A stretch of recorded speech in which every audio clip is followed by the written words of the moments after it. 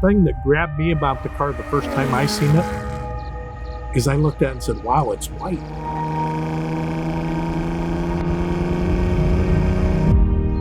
You have 36 cars. You have one in white. It's Bianco Speciale, so it's something special in an already special car. When you look at any Ferrari race car, what you're buying is the history. Graham Hill raced this car. Salvadori raced this car. That in itself makes this car something to treasure. The 250 GTO, it represents excellence and it represents everything that Ferrari are known for.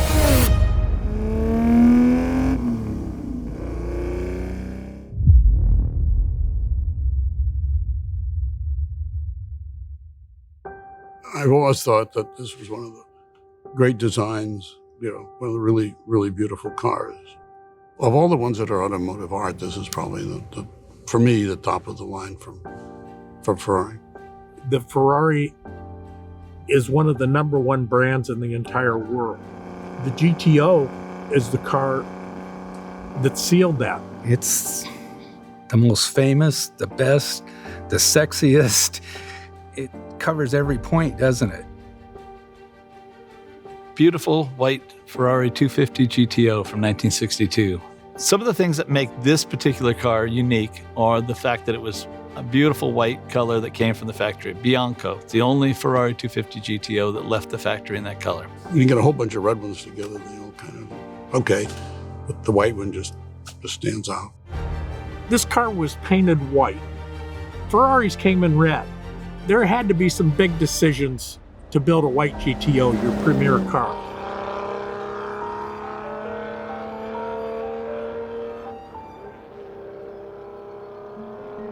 To understand the Ferrari 250 GTO's place in the history of Maranello, we really have to go back and look what Ferrari, the engineers, the designers, the mechanics, the aerodynamicists were doing prior to the arrival of the GTO, and that was the 250 GT series, which is a very popular, very successful series of cars that Enzo Ferrari had built for Scuderia Ferrari, the racing division of the company, to compete in the GT Championship in Europe.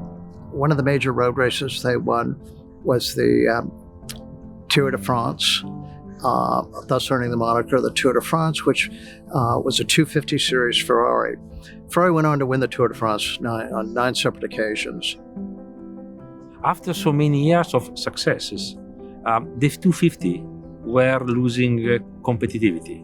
So they were not as winning as before on the racetrack, and even the market was getting a little bit more tranquil on purchasing them. To stay in front, Ferrari realized the Tour de France was running out of speed, so the next development was the short wheelbase Berlinetta. That car raced for just 2 seasons. Very successful, beautiful car, great handling car on track. And Ferrari decide what's going to be the next thing to come after this. We're right at the end of the GT evolution. And with Bizzarini and Mauro Fugeri and Enzo Ferrari and the rest of his team, they set about producing the car that would become the 250 GTO. Giotto Bizzarini has been considered for 40 years the genius, the engineering genius in the racing world. And he was the guy behind so many amazing cars. And of course, among them, the 250 GTOs. He had the 250 Buano as a company car. And he started to experiment some idea that he had on the 250 Buano. And this idea was what will make the 250 GTO so important in terms of history, is the fact that for the very first time, a racing car was developed not only thinking about power and chassis, but by aerodynamic. Aerodynamics have been incorporated into the 250 GTO, unlike any other race car up to this point. They work so tirelessly on that shape.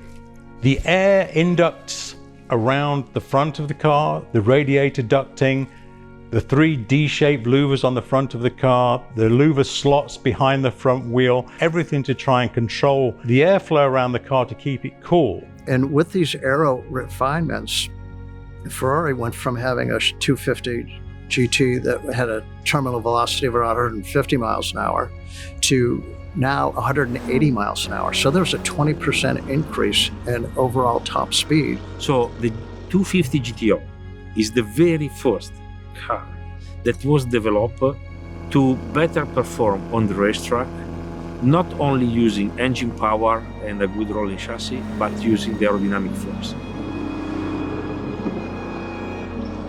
When we get to the power plant, or the heart of the car, the V12 Ferrari, it's a 3-litre Colombo engine, 300 horsepower from that 3-litre engine. It has 6 downdraft Weber carbs mounted on the top of the plenum. Each cylinder of that 12-cylinder engine has its own choke, which is a fabulous thing. They mated it to a brand new 5-speed transmission with that gated transmission lever. It was a proven design and one of the fundamentals of racing technology. There's nothing like a V12 Ferrari. The sound, the performance, the gearbox, it's just a total, complete, visceral experience that no other car at the time delivered.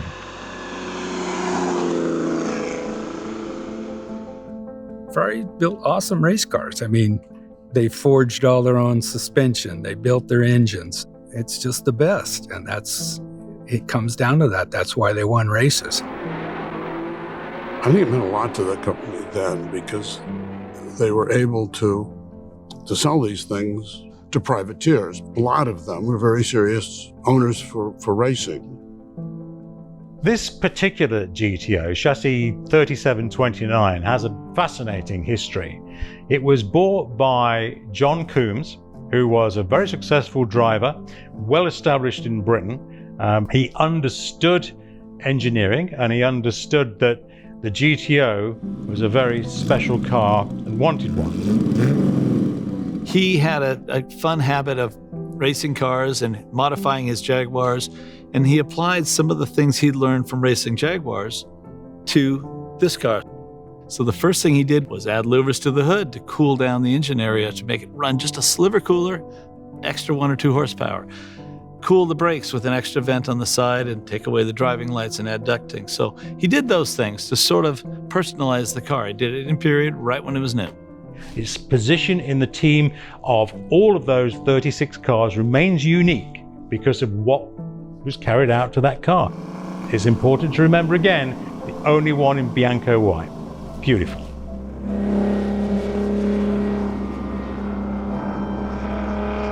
When you look at any Ferrari race car, what you're buying is the history. So you want to have a car that you think has the history that appeals to you. Well, almost all of the drivers who raced the car were English drivers, and not all, but most of them also did some Grand Prix, some Formula One driving. Salvadori was one who did that. Salvadori had a good race background. I think he was one of the drivers who was a Le Mans winner. Salvadori was the first, and followed immediately by Graham Hill. In 1962, it was raced at the Goodwood Tourist Trophy, and it was driven by Graham Hill. The Tourist Trophy, oldest event in British motor racing. John Surtees and Graham Hill, 2-star drivers, and on the grid, Innes Ireland in someone else's sights. A Le Mans type start. At that point, he took second place, losing to Innes Ireland in another 250 GTO. But as the year went on, Graham Hill went on to win many, many races and became world champion.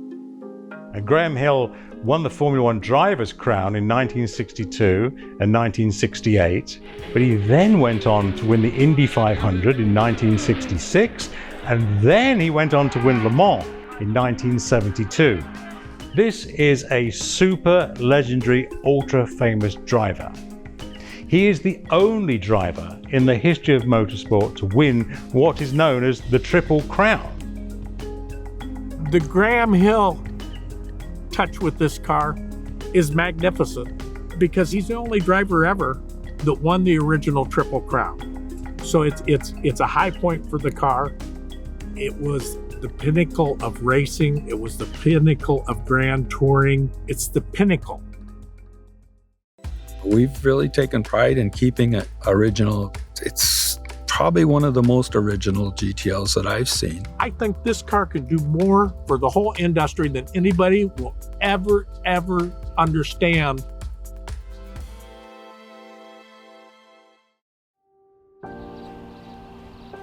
The 250 GTO didn't in and of itself reach any incredible status when it was racing, other than being an incredibly dominant car in 1962, in 1963. And in that era, it was doing really well. Every single one started life as a race car, but most of them quickly became street cars after they were, a couple years old. It was the last real fun Ferrari that could be driven at the racetrack and then taken home and driven on the street. Like the man who owned this before me, Jack Sears, he drove it on the streets outside of London in England for virtually almost every day for many years, and would drive it just down to the local butcher shop to get something from his wife, trade it back because he enjoyed driving the car so much. Well, the nice thing about the car is it's extremely well balanced. So on a racetrack, you can really push it hard, and you have to really work very hard to get yourself in trouble. It's just very neutral, and that same quality makes it a good car to drive in the street. I'd already owned a number of front-engine V12 Ferraris. I had a 375mm, I had a Testarossa, the first one. I had a 290mm. If you're going to own the best of the best, you got to have a GTO. Pete Lovely and a man named Stephen Bate founded the Ferrari dealership. It was called Grand Prix Motors. And I, at one point, told them, if a GTO comes along, I'd be interested. And he put the word out very quietly.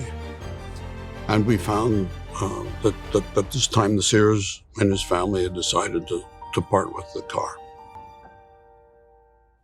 John told me that he would like to keep the car as original as possible.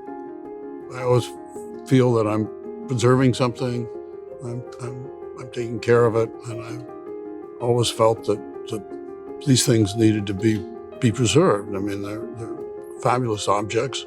He looks for quality in the best. I mean, to do it right. And he allowed me to do those things to, when we needed a part that was crazy expensive, we'd talk about it and he'd say, well, we need it, let's get it and go do it. And that's so hard to find. If you're using a car, driving the car, it's very easy to upgrade with all sorts of things that work so much better than the old 1962 design. And that's very typically done. Just the other day I was driving and I noticed that the mechanical fuel pump wasn't working perfect. And it could be easy just to replace it with an electric fuel pump and not worry about it. But no, the answer is fix the mechanical fuel pump, because that way it's correct. We're very careful about keeping, anything that's numbered, and so we don't lose the originality of the car. I mean, we get into making the right screws look right, and the nuts have to be this way, and different finishes. We spend hours making sure that it looks like what Ferrari did. We've really taken pride in keeping it original rear end. Wheels are day-coated the right wheels. Headlights are right. I think it's pretty correct. Seats are original. Steering box. Pretty much everything is original on the car. Suspension. John was careful with the car. He didn't crash it and wreck a lot of stuff where some of these cars have had a hard life. It's probably one of the most original GTLs that I've seen. But if we don't have the part and we can't find the part, we will make the identical original part and put it in there, because we want it to be the way it was created in 1962. You spend a lot of time looking at photographs and studying them to get the detail right.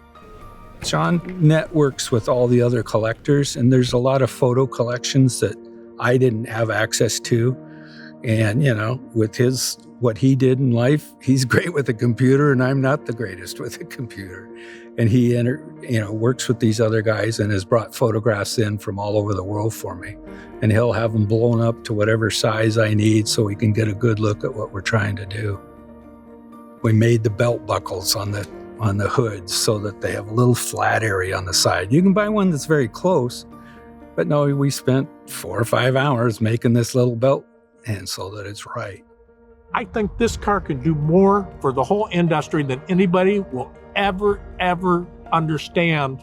Is it can make people understand that a car can be repaired and maintained and still be an original car. When you restore a car, you restore it back to either how it was made originally and how it left the factory. Or if it's a race car, you choose its most significant point in history. We didn't ever truly restore it, but we just refreshed it back to that exact moment where in 1962, it was raced at the Goodwood Tourist Trophy. So it's a great legacy to have that car back to the point where that wheel that you're holding was raced by Graham Hill in that very car in this very look. Ferrari has their wonderful certification process, the Classic K service, where they go through and they look at a car from one end to the other to make sure it's perfect. They look at a bunch of different things. They look at on a 250 GTO, the body. You would look at the chassis, the engine. You would look at the gearbox, the differential, and you would look over the car as if the car's as it left the factory. It's an intense, scrutineering of the car, but it should be because you want to make sure that the car's certified. This car went through that process over 10 years ago. They capture photographs of it, and this car, we have the book that has the photographs of every little aspect of the car, from the suspension to the brakes to the transmission to the engine, everything throughout that car. It's all in there in that document. Ferrari keeps one copy of the book, and we keep a copy here. And that is part of this car when this car sells. Look at this car, it's timeless. This car is just, you get the feel. It's just there, it's the real deal. The 250 GTO is without question amongst the most collectible cars in the history of the automobile. Every inch of the way, every mile you drive, every sound you hear, it is nothing but a treat and a joy.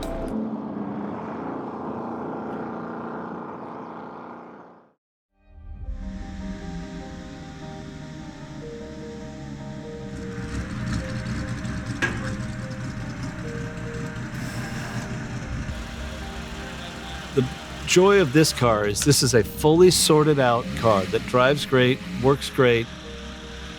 So instead of being a garage queen that is only shown off every once in a while in special events, this is a car that has been used the way it was intended, the way it was designed.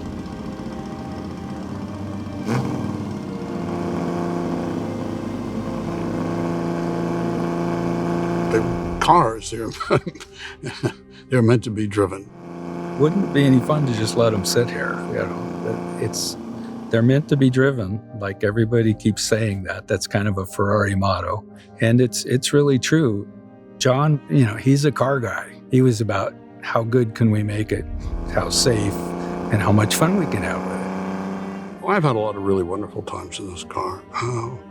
The reunions have all been wonderful. A couple of owners, I think Paul Papalardo was one of them, Bartignon in France, maybe Jacques Sears in the United States, decided that they ought to have a reunion every 5 years, starting with a 2-year and a 7-year, get as many of them together, invite everybody, and whoever shows up, that's fine. And they always find great routes to drive on, great places to eat. You make friends through this because of the GTO reunions. It's a wonderful opportunity, but I like all that time in between the 5 years. I like the 4 other years worth of just enjoying it at little local shows, or taking to Monterey, or taking it to some other show, or drive around the world. That is the real utilization of the car that makes it fun. I just look at the overall time I've had with the car and how much enjoyment I've gotten out of it over a lot of years.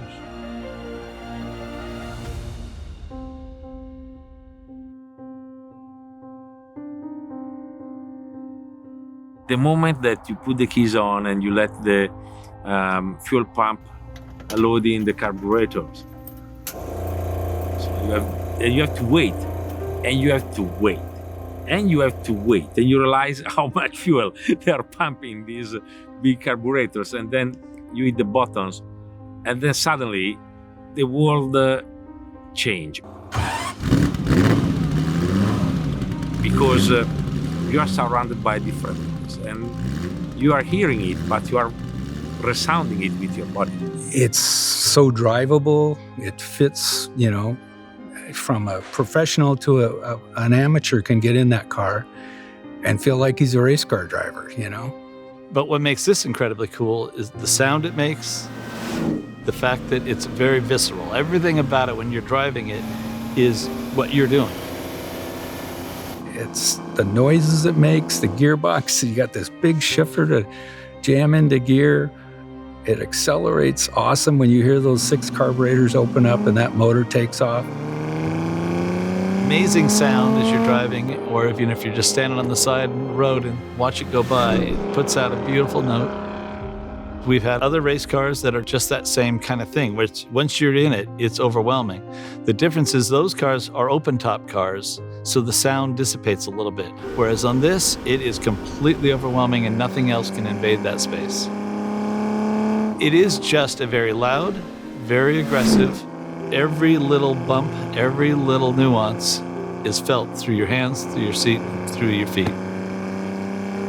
And when the tails tend to go out a little bit, you simply adjust the gas pedal, you floor it a little bit, and it's enough to have the car correcting itself even without touching the steering wheel. It's just like you drive it with the gas pedal more than the steering wheel.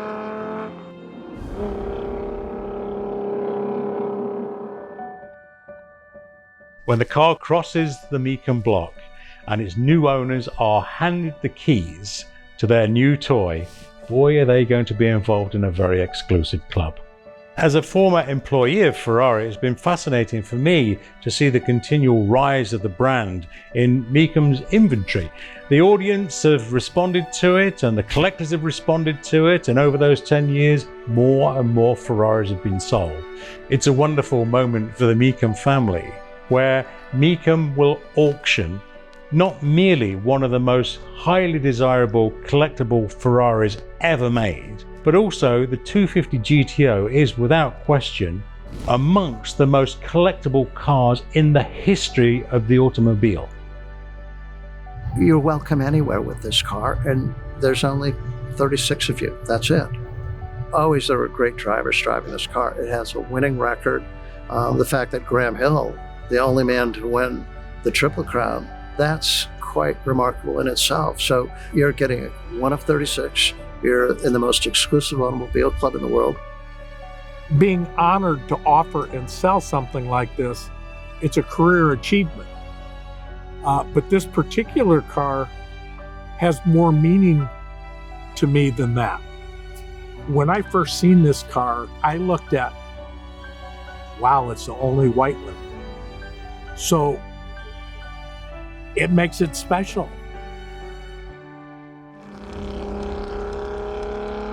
I just hope that somebody enjoys how great it is, and maybe once in a while, even if it's just a test day, goes out and takes it on the track, because it's a wonderful car on the track.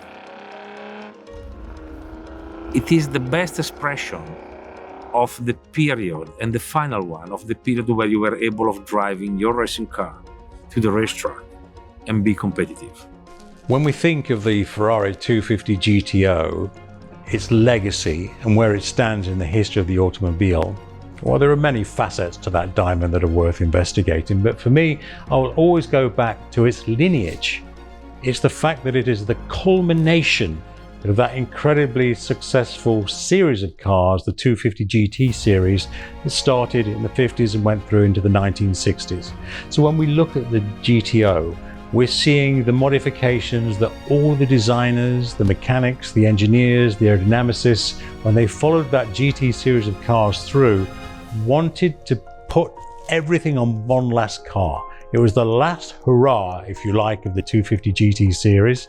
And then when you look at Ferrari's legacy, their racing heritage, their racing history, their determination always to make the next car better than the one that went before, that is why the 250 GTO stands alone. Ferrari has become legendary.